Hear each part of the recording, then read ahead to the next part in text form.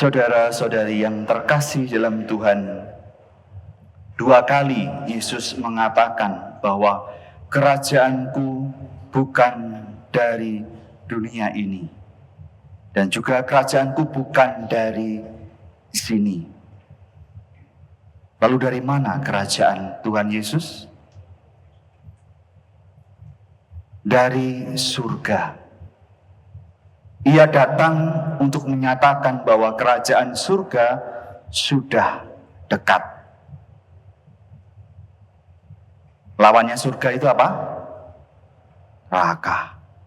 Lah, Anda pilih dekat dengan kerajaan surga atau kerajaan neraka? Lah, kalau kerajaan surga berarti kepada siapa Anda harus menyembah?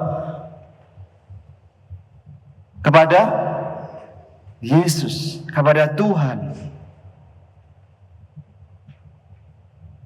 Akan tetapi, mengapa Yesus ditolak, disalibkan?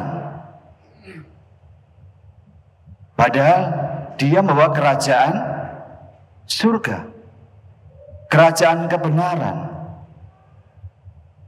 Dan itulah nasib orang yang memperjuangkan kebenaran.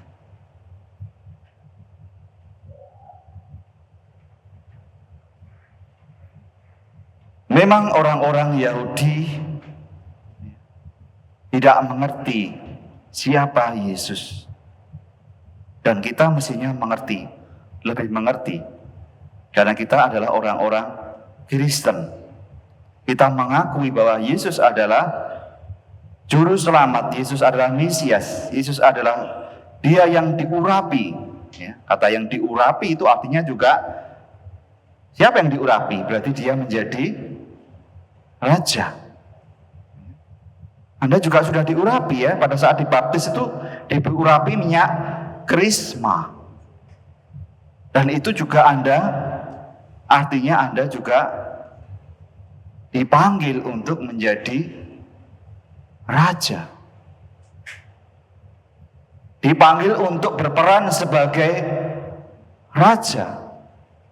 Tetapi raja dalam arti yang lain sekali ya. Bukan raja yang seperti dalam dunia ini.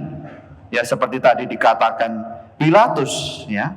Pilatus bertanya, apakah engkau adalah raja orang Yahudi?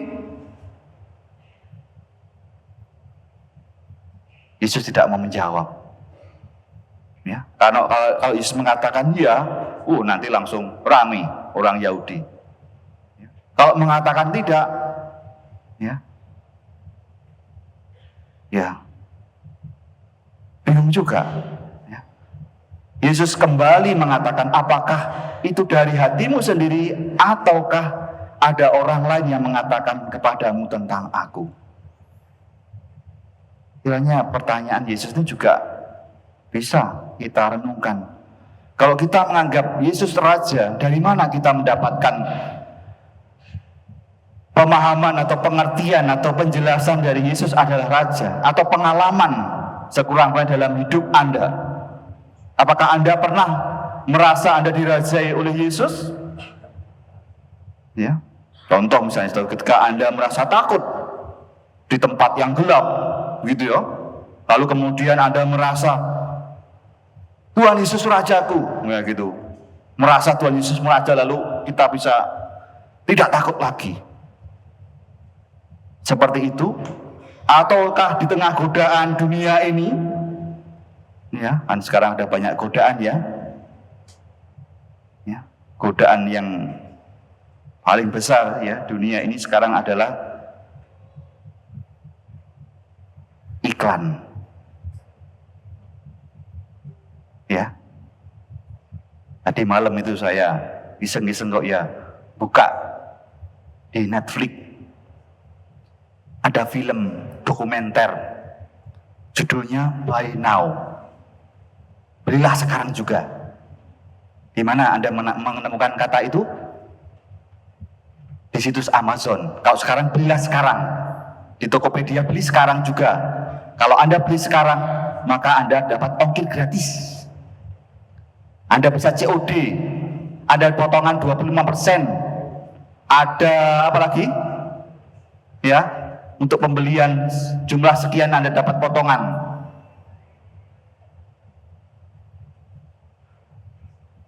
Itu godaan zaman sekarang.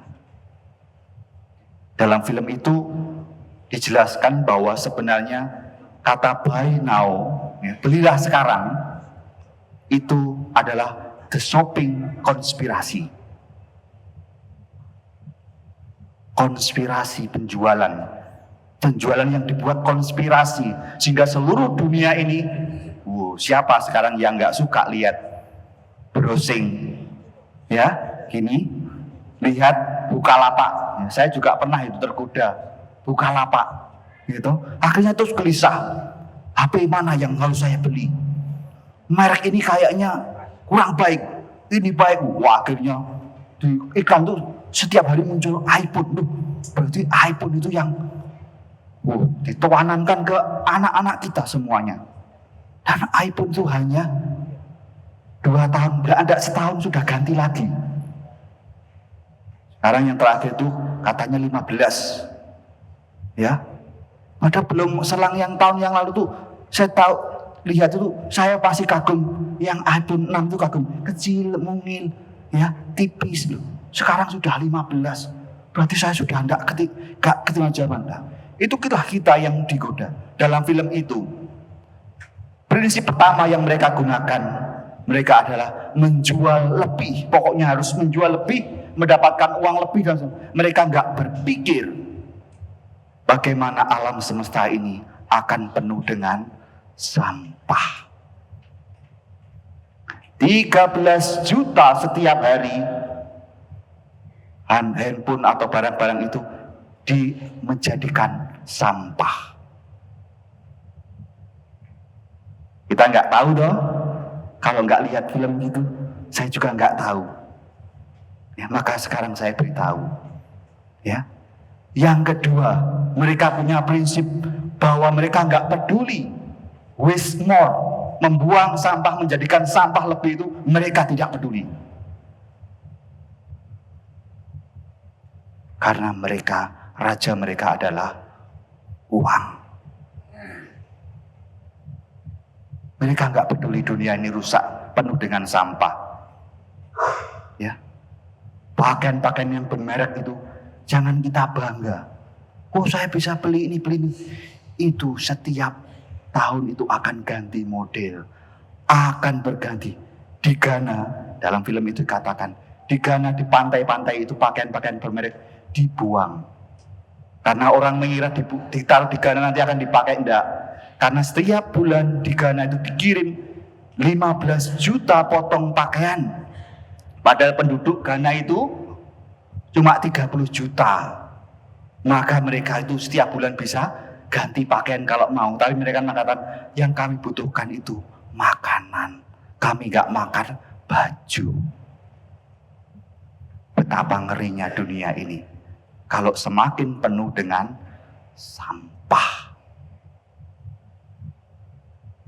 Inilah kebenaran saat ini. Dan yang ketiga, prinsip mereka berbohong more, lie more. Jadi kebohongan itu, iklan itu jangan percaya. Itu semuanya untuk membuat kita, ya, setelah ini saya dihukum tidak apa-apa ya, karena itu kebenaran. Itu ada filmnya, ya, itu ada kebenaran. Semua itu membawa kita, anak-anak kita, ya. Maka saya ingatkan orang tua. Ya, kalau anaknya ngomong, "Ma, HP ku sudah hang, perbaiki dulu. Pokoknya sampai nggak bisa hubungan macet, baru beli." Jangan ajarkan anak-anak kita untuk ganti. Ada merek baru, ganti. Seri baru, ganti. Jangan. Ajari anak-anak kita untuk memiliki ya sungguh-sungguh pilihan hidup yang benar. Siapakah raja kita sebenarnya? Ya. Memang nggak pernah dibuka ya orang bahwa merek-merek terkenal itu membuang hasil produknya itu sebagai sampah, nggak pernah dikatakan. Tapi itu ada yang meneliti di dalam film itu. Silakan dilihat. Buy now, the shopping konspirasi. Di situ ada kesaksian dari Adidas, ya, dari Amazon, situs.com yang penjualan yang terbesar yang sekarang mungkin kalah dengan yang Alibaba dan sebagainya itu. Itu semua ya adalah the shopping konspirasi. Siapa yang menjadi rajanya? Uang. Orang-orang yang mengabdi uang terus bekerja di situ. Semakin banyak uang didapatkan. Tapi orang-orang yang sadar, ya, mari kita tidak berpola hidup konsumtif. Memang kita punya uang. Ya, kadang-kala kita kalau sudah membeli, saya beli, kalau saya buang, kita punya tanggung jawab akan sampah yang kita hasilkan dari yang kita beli itu. Bisakah kita saya tanya aja, bisakah Anda mengolah sampah dari botol aqua yang Anda beli selama ini? Tidak bisa. Paling-paling Anda membuangnya. Oh, saya kumpulkan Romo, saya kasihkan kepada orang miskin. Ya, orang miskin nanti juga cuma dapat berapa, lalu kemudian ya, sampah itu akan tertimbun, akan dikubur, dan akan merusak lingkungan. Maka tidak heran kalau sekarang itu banyak penyakit. Kita mewariskan penyakit kepada alam semesta ini karena sampah yang kita hasilkan, karena pola hidup konsumtif yang kita jalankan. Dan inilah saya kira saat ini kebenaran kita. Alam semesta, bagaimana alam semesta itu yang sungguh-sungguh harus kita jaga. Tuhan Yesus itu datang ke dunia untuk menyampaikan kebenaran agar alam semesta ini terjaga. Alam semesta ini ditebus. Manusia yang berdosa itu bertobat. Ya, maka ini ada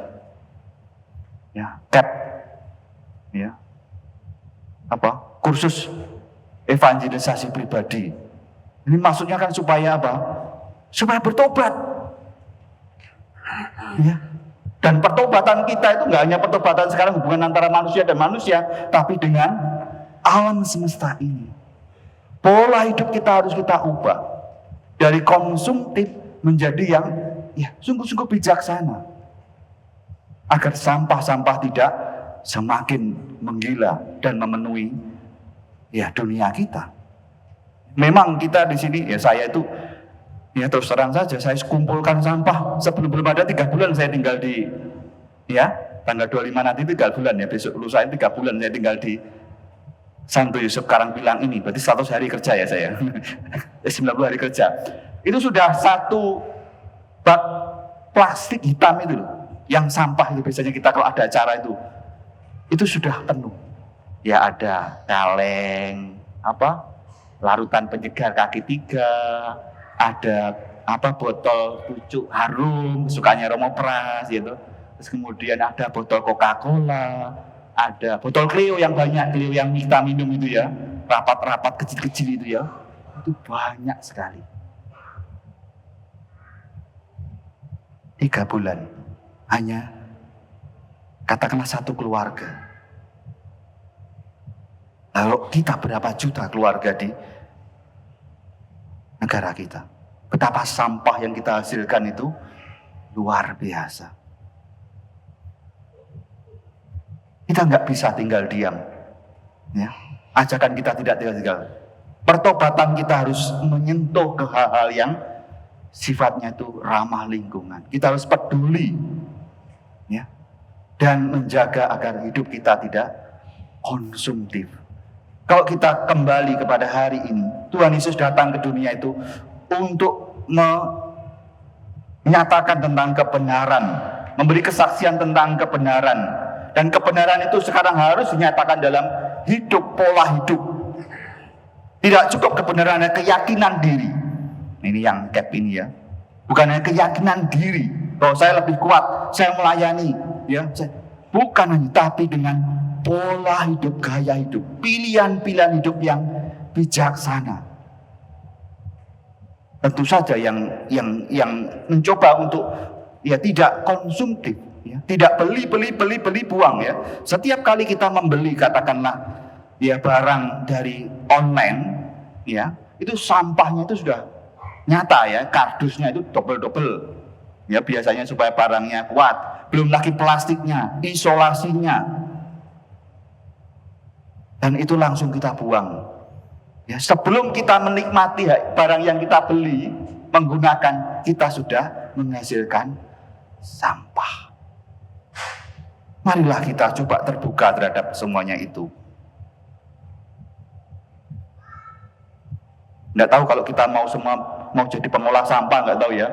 Indonesia ini depan nanti dari tukang ya, kan nggak banyak orang miskin, nanti larinya mesti ke jadi pemulung ya. Pemulung di kota-kota itu sudah pasti pemulung banyak ya. Di Keputih saya sering jalan ke sana yuk, itu sampah itu gunung-gunungan di Keputih itu ya,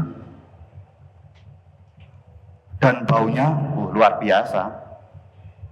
Dan kebanyakan ya sampah plastik, sampah semuanya. Sekali lagi, siapakah raja kita? Kalau dunia ini semakin ya tidak mampu untuk ya kita kendalikan dengan hal-hal seperti itu, sebenarnya percuma kita berdoa, Yesus adalah rajaku, Yesus adalah kekuatanku, Yesus adalah bentengku, tetapi kita tetap hidup konsumtif. Yesus datang untuk memberikan, tadi dalam bacaan kedua, ya dia memberikan dirinya dengan darahnya, dengan pengorbanannya, ya dengan kurbannya, maka keselamatan ya itu sungguh-sungguh kita peroleh. Pola hidup konsumtif tentu itu jauh dari kata kurban. Yang kita kurbankan sebenarnya adalah pelan-pelan adalah alam semesta ini. Mari kita merayakan Hari Raya Kristus Raja semesta alam ini, tapi kita juga dengan tindakan yang nyata. Kurangi, cegah, ya minimalisir tindakan-tindakan konsumtif. Bijaksana dalam membeli, ya, dalam mengganti, dalam memilih barang dan lain sebagainya. Ya, supaya kita juga ikut ambil bagian ya dalam menjaga keutuhan dan kelestarian alam semesta ini. Berkat Allah menyertai kita semua. Amin.